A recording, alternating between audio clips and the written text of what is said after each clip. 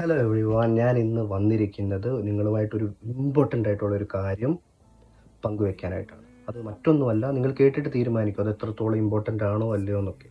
കാര്യം ഇത്രയേ ഉള്ളൂ, ഞാൻ ഈശോയുടെയാണ്. ഞാൻ ഈശോയുടെ മകനാണ്. ഓക്കെ, ഇത് എനിക്ക് ലോകത്തിൻ്റെ മുന്നിൽ പറയേണ്ടതായിട്ടുണ്ട്. ബിക്കോസ് ഇത് എന്നോട് തന്നെ എനിക്ക് പ്രൂവ് ചെയ്യേണ്ടതായിട്ടുണ്ട്. അതായത് എനിക്ക് മറ്റുള്ളവരുടെ അടുത്ത് പറയാൻ ഒരു നാണക്കേടുമില്ല. ഞാൻ ഈശോയുടേതാണ്. ഈശോ തന്നതേ ഉള്ളൂ എനിക്കിന്ന് ജീവിതത്തിൽ. ഈശോ എന്നോട് കാണിച്ച കരുണയാണ് ഈ ജീവിതം. അത് എനിക്ക് പറയാൻ ഒരു നാണക്കേടുമില്ല. അതായത് ഇന്നത്തെ യുവതലമുറ നമ്മൾ നോക്കിക്കഴിഞ്ഞാൽ നമുക്ക് കാണാൻ സാധിക്കും, ഒരുപാട് പ്രവർത്തനങ്ങൾ ഇന്നത്തെ യുവതലമുറ ചെയ്യുന്നു. ഒരുപാട് നല്ല കാര്യങ്ങൾ. പക്ഷേ ഭൂരിഭാഗം ആൾക്കാരിലും നമുക്ക് കാണാൻ സാധിക്കുന്നുണ്ട്, അതായത് ഈശോയെ ഏറ്റുപറയുന്നതിൽ, ഞാൻ ഈശോയുടേതാണ്, ഞാൻ ഈശോയുടെ മകനാണെന്ന് പറയുന്നതിൽ അവർക്ക് ഒരു പോരായ്മയായിട്ട് പലരിലും കാണുന്നുണ്ട്. അതൊരു ധൈര്യം അവർക്ക് ലഭിക്കുന്നില്ല അത് പറയാൻ. മറ്റുള്ളവരുടെ മുന്നിൽ എന്തോ ഒരു നാണക്കേട് പോലൊക്കെ ഉള്ളിൽ തോന്നുന്നുണ്ട്. അത് മാറേണ്ടതായിട്ടുണ്ട്. നിങ്ങളുടെ അഭിപ്രായം എന്താ? അത് മാറേണ്ടതായിട്ടുണ്ട്.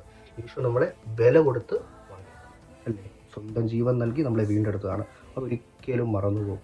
അതുകൊണ്ട് ഈശോയ്ക്ക് വേണ്ടി അവസാനം വരെ ആരൊക്കെ കളിയാക്കിയാലും, നാണക്കേട് വന്നാലും വന്നില്ലെങ്കിലും ഈശോയ്ക്ക് വേണ്ടി നിന്നോണം. ഈശോയുടെ കൂടെ നിന്നോണം.